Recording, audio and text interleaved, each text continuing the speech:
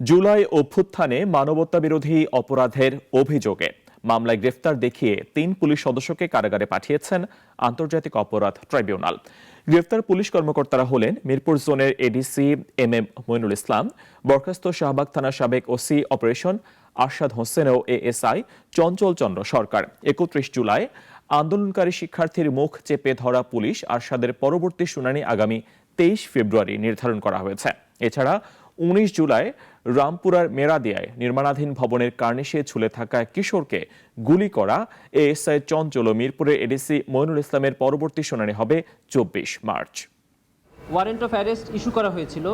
সেই warrant of অ্যারেস্টের ভিত্তিতে 3 জন আসামিকে গ্রেফতার করে ট্রাইব্যুনালে আজকে হাজির করা হয়েছিল। এই 3 জন আসামিকেই ট্রাইব্যুনাল একটি আদেশের মাধ্যমে কারাগারে প্রেরণের নির্দেশ দিয়েছেন।